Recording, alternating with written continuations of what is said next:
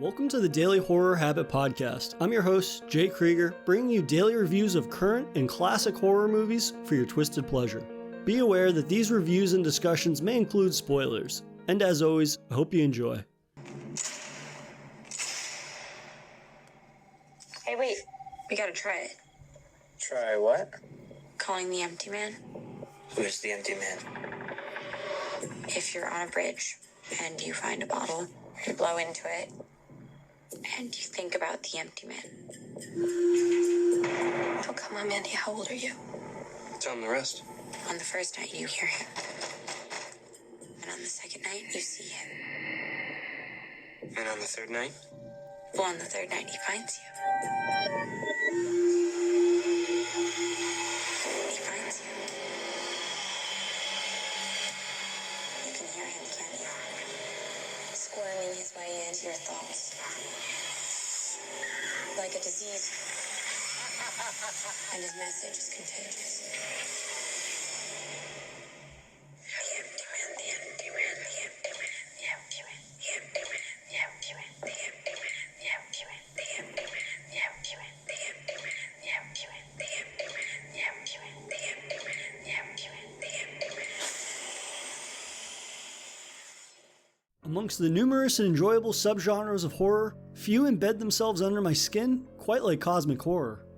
The ever unknowing quality of the force, whether physical or metaphysical, that plagues the film's protagonist is truly the horrifying gift that keeps us guessing. Undefinable, but it is ever present and growing increasingly threatening to those who we're rooting for. It's also a genre that can be hard to sell to non-horror and even some horror fans on, given its untraditional and often alternative types of scares and far-out storytelling premises. And if there was one film from 2020 that fits this bill that is only now getting its due with it hitting home media, it'd be The Empty Man. Released in 2020 after sitting idly on a shelf for the previous 3 years, due to the lack of faith from 20th Century Studios, The Empty Man is a cosmic horror journey that was always destined for cult status. Adapted from Cullen Bunn and Vanessa R. Del Rey's Boom Studios graphic novel of the same name, screenplay writer and director David Prior delivers cosmic horror by way of urban legend. The film opens with what stands on its own as one of the best short horror films of 2020, making for an instantly atmospheric and haunting introduction. Four friends are hiking in Bhutan's Ura Valley in 1995. Paul is suddenly drawn to a mysterious sound, which when he goes to investigate, leads him to falling into a dark cavern. His companion Greg goes in after him and discovers Paul in a catatonic state, sitting in front of what can only be described as a monstrous skeleton that defies all logic in its fusing of various bone structures. Immediately, there's a sense of foreboding atmosphere that's crafted by cinematographer Anastos N. Michos and Prior, something that never dissipates throughout the course of the film. This is an early, strong sign given persisting unease and dread is obviously a major component of the best atmospheric horror films, but especially when pertaining to cosmic horror, as it's often in lieu of traditional scares or monster moments. Once Greg and the others manage to pull Paul out of the cavern, they take refuge in a cabin where they attempt to wait out a ferocious blizzard that they become caught in. But it's apparent that Paul left the cavern different, far different, than when he went into it. And in typical fashion, tragedy befalls our eager hikers amidst strange and horrifying events that, initially, their meaning is lost on the viewer. We are then quite literally transported into the future, fast forwarding to 2018, landing in Missouri, and meet James La Sombra, played by James Badge Dale. La Sombra's backstory isn't all that uncommon. He's a hard-drinking, pill-popping ex-detective who still struggles with the tragic loss of his wife and young son. And now for a brief intermission. If you've been enjoying this episode of Daily Horror Habit, please take a moment to subscribe to the show on your preferred streaming platform or leave us a review on iTunes.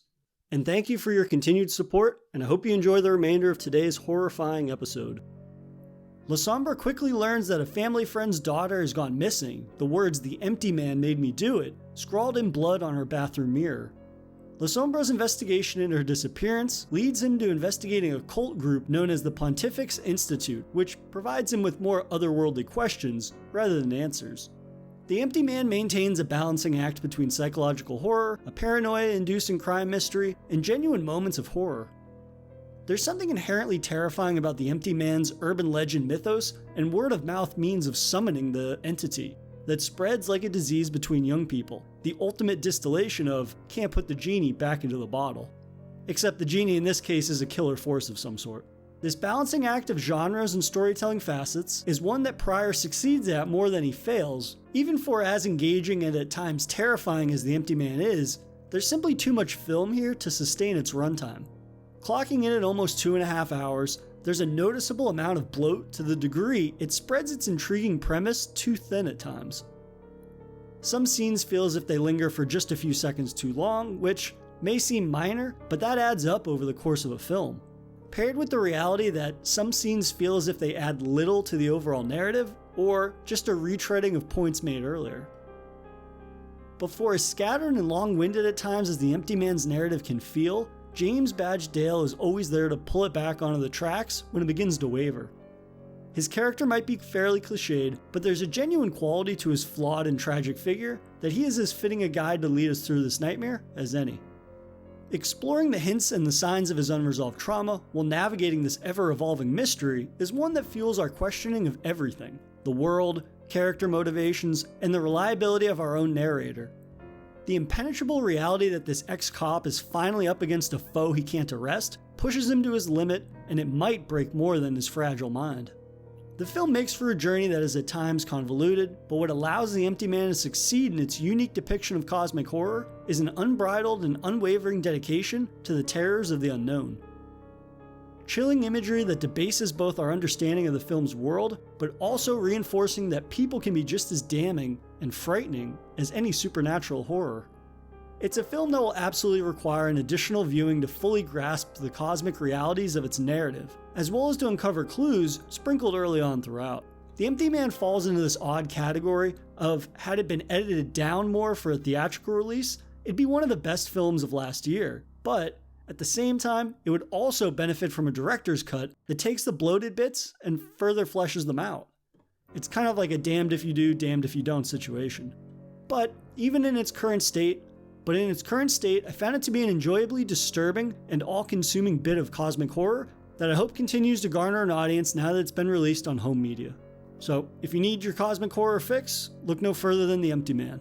And that'll do it for another episode of Daily Horror Habit, and I'll see you guys tomorrow for another Daily Horror Movie Review. If you enjoyed this episode, please subscribe to Daily Horror Habit on your preferred streaming service, and follow the show on Instagram at Daily Horror Habit, and on Twitter at Daily Horror Pod for episode updates. Thanks again for listening, and I'll see you guys next time.